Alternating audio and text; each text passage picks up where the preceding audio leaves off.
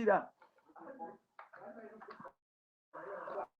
Aha, mugamba mutya bannakampala, mugamba mutya bannayuganda. Nga bwe twakugamba nti Chameleone ne Bebe tebajja kuwummula paka nga bakubye Bobi Wine ekigwo. Nabwe kityo beeteesezza okusobola okufuna empenda mbu bagende balwanyise Bobi Wine. Mu vidiyo eyo egenda mu maaso n'okuba nti etambula ku intaneti awo abadde mujje bayita kasikilongi eryekololo ompya nnyo ttuku.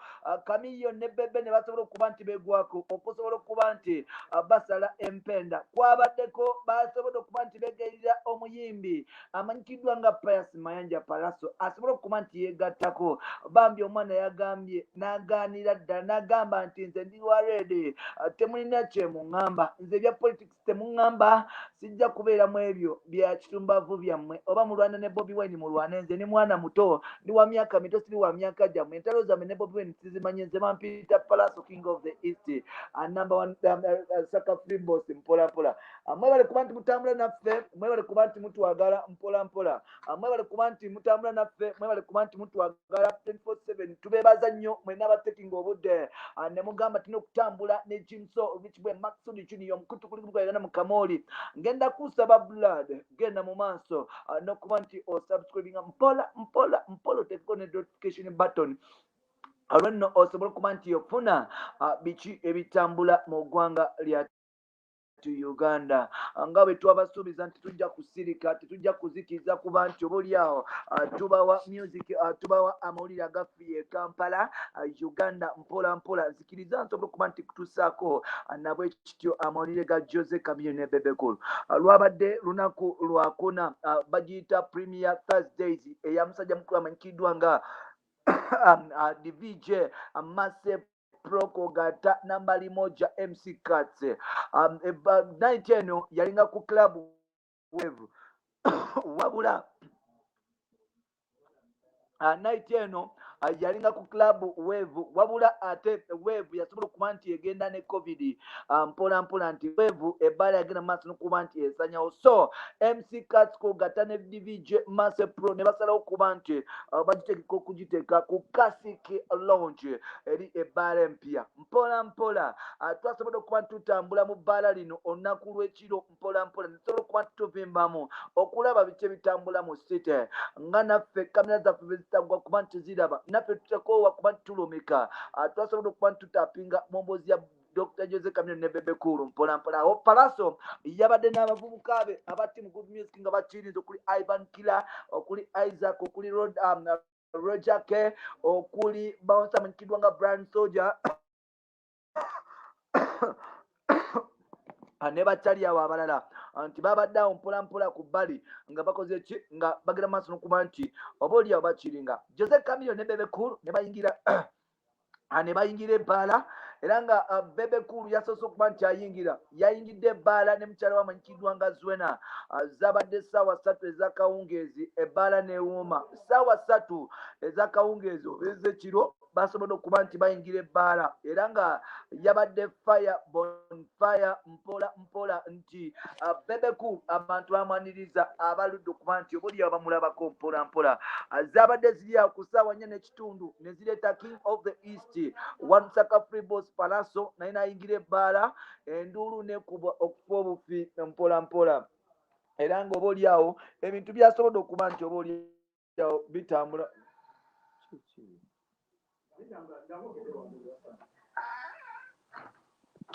Ebintu ne bigenda mu maaso okuba nti obaoliawo bitambula mpola mpola. Palaso yasobola okuba nti ayingira zabadde ssaawa 4 n'ekitundu nti yasobola okuba nti ayingira ebbaala okusobola okuba nti akwasaganya era nga King of the East yayingidde ne kampu abantu ne bakuba enduulu ne bayingira.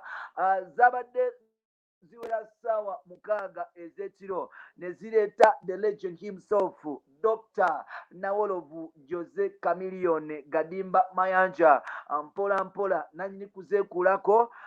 Chameleone olwayingidde ebbaala bw'ati MC Cuts n'agwa eddalo, DVJ Mass n'agwa eddalo ne batandika okuba nti bakola music batadde rotation wa music wa Bebe Cool wa Chameleone wa Palaso. nga rotation eyo sakuba kiwetambula katsi n'alangirira mpola mpola wano nno Bebe Cool yasobodde okuba nti asituka okwaniriza mukulu munne tata Alba Mayanja tata Alpha mpola mpola era nga yasobodde okuba nti oba oliawo amuyita mu mboozi ey'akafubo Chameleone ne Bebe Cool basobodde okuba nti bagenda ne banyumya emboozi ne beggalira ne banyumya okumala eddakiika nga 20 nga banyumya story ez'enjawulo naye nga main point ya musajja mukulu amanyikiddwa nga main point ya musajja mukulu amanyikiddwa nga Bobi Wine. Bobi Wine yatuleka n'atuukako kyovola abantu bagezaako okuba nti bamukwata ebigere tebamusobola bagezaako okukola amaanyi ag'enjawulo okusobola okuba nti bamwenkana byagaana abamu bagendako ne mu lw'okwesima ku bwa meeya ne bagwa abamu bagenda mu maaso n'okuba nti bakola zi silent majority ebiina kugezaako okuba nti bafightinga back Bobi Wine naye ate ebiina byabwe oba ekibinja kyabwe sikyamaanyi okusinga NOP nti Bobi Wine yagenda mu maaso n'okuba nti abavimbako mpola mpola yadde nga yabasuukako Chameleone ne Bebe Cool bavudde ne bagamba nti oyo omusajja yagenda mu maaso n'okuba nti atuleka eno naye tujja maaso n'okuba nti tumulaga kati oba musajja nnyo bw'aba yeefuula musajja ajje ku microphone tulabe ani asinga obusajja Bebe Cool ne Chameleone basazeewo okuba nti basetolinga embeera era nga basobodde okuba nti oba oliawo batema empenda gye bagenda okuba nti bagoinga up to the top ogezaako okuba nti bekomirayo mpola mpola Jose Chameleone alina engoma ez'ettabu era nga bw'oziwulira muganda wange oyinza okugamba nti ono omuvubuka yatandise ejja okuyimba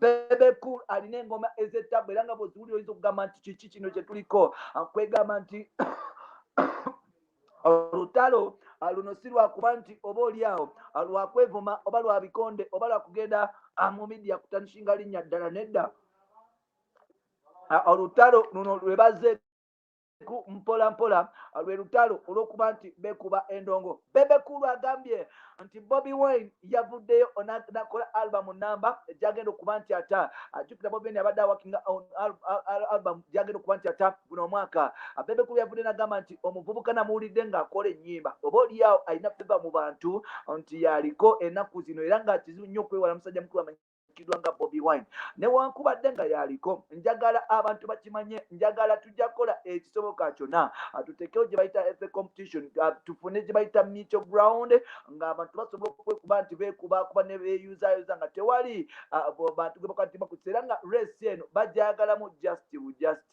race eno baagala okulaba nti oba oliawo Bebe nga yekuba ne Bobi Wine nga tewali kunyiiga Chameleone yekuba ne Bobi Wine nga tewali kunyiiga so yabadde agamba Mayanja namugamba nti akasajja katadde album empya kagenda kali maaso n'okuba nti kakola album empya naye ne album erideedire mpola mpola kazibu nnyo kakwata bigire engeri gye kali nti kalina feva mu bantu tukoze ty okuba nti obulyawo tukavimbamu mpola mpola tusobole okuba nti tukakwata Chameleone yavudde n'agamba nti nze engoma nindiridde akuba engoma nange ekuba engoma nawe kuba engoma abavudde ne bagamba nti Chameleone yagambye Bebe n'agamba nti oyo musajja gwe mugamba nti wa tabu agende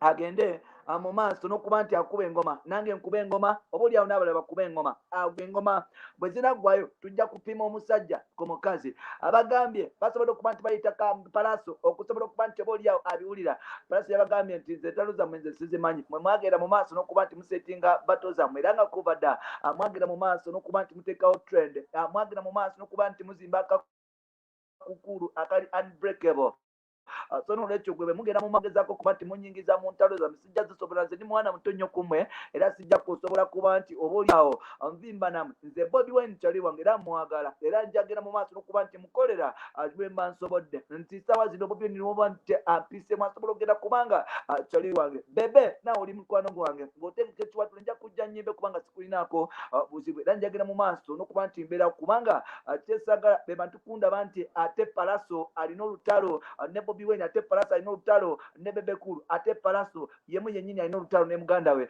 amanyikiddwa nga Chameleone era yavudde n'agamba nti Chameleone nze ntandeka saagala kunjokyesa oyagala kunjokyesa walibadde ng'ondeka byonna by'opanga opanga kunjokyesa abantu banjokye naye ng'ate sijja kukkiriziganya nezo bifu zammwe mubeere nazo bambi sijja kusobola kuba nti nzibeeramu ajjukira olutalo lukyagenda mu maaso Kamiiri bamuma kaadi n'anyiiga paka ssaawa zino oyo omusajja anyiiga. Kamiri baamuma kkaadi n'anyiiga alina ennyike ku mutima alina obusungu kwegamba okuva we baamuma kkaadi simanyi oba yaddamu okuba nti akubirako Kyagulanyi essimu kumbe ng'ate wali eri baalinga bonna nga beenoonyako.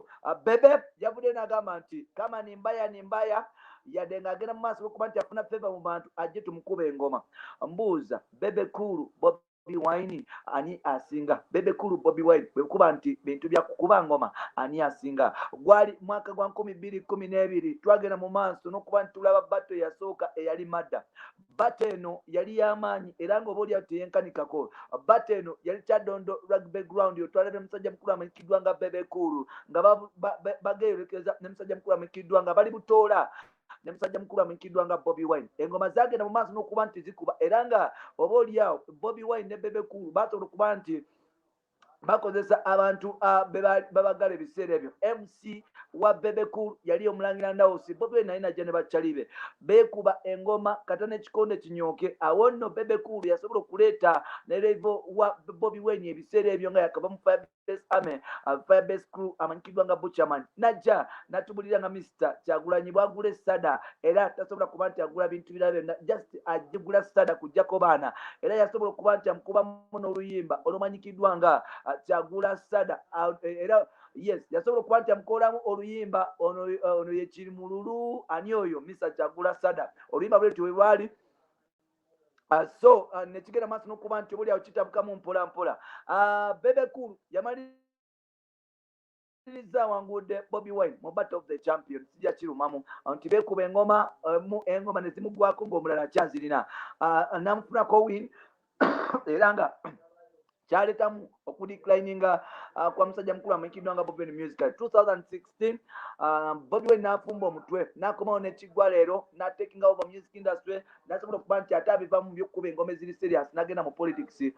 Bwe yakuba engoma ya politics yafuukira ddala ow'ettabu era yafuuka East African boy nti bw'otunulira Bobi Wine buli omu ayagala kufunako ku ffeemu ng'eri namba 2 okuba nti amanyikibwa mu Uganda ng'ovuddeko musajja mukulu amanyikiddwa nga Yoweri Kaguta Museveni Bobi Wine kati namba 2 n'ogattako Besigye ne Kamiri nti abo abantu abasatu bali so famous tosobola kuba nti obewala. So Bebe tayagala kuba nti azikiza. Bebe akugamba nti kama nimbaya Kamiri naye avuddeyo agamba nti ekijja kijje nja bakuba engoma oba gwe Bebe Cool oba gwe Kamiri oba gwani. Kamiri yavuddeyo n'agamba nti oba gwe Bebe Cool oba gwe Bobi Wine oba gwani nze ndiwo kubakuba ngoma nja bakuba engoma paka ayagala adduke. Chameleone ne Bebe Cool n'ennaku zino kubayisa mu era nga Bebe Cool tebasobola kuba nti betingana ne musajja mukulu amanyikiddwa nga Kamiri. Ojjukira ziposti za Instagram zonna babeera bonna nga bawana famire zaabwe bagenda maaso n'okuba nti beestudiyamu n'okweriisaamu mpola mpola. Ekyo kikulaga nti obuli awo Kamiri ne Bebe Cool basalawo kuba nti baluganda.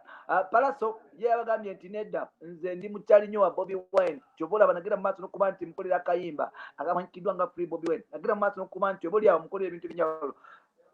So entalo zammwe oba muzaagala muzibeeremu nze siziriimu nze nja kugenda mu maaso n'okuba nti nsanyusa abawagizi bammwe bonna. Oba bwe oli fani wa Bebe Cool nja kugenda muyimbire oba oli fani wa Bobi Wine nja kugenda muyimbire oba fani wa Kamiri oba Victor Luzo oba aliya mu nze njagenda nyimbe temunteeka mu ntalo nze simanyi era sijja genda mu maaso nakuba nti oba oliawo nzibeeramu. Byebimu ku ebyo betusobola okuba nti tukusakira olunaku lwalemu kuba nti tutambula naffe amenye eddoboozi bamutatamitimiso Rich Boy Max Uganda kasobola okuba nti tukomawo mu part 2 era mpola mpola.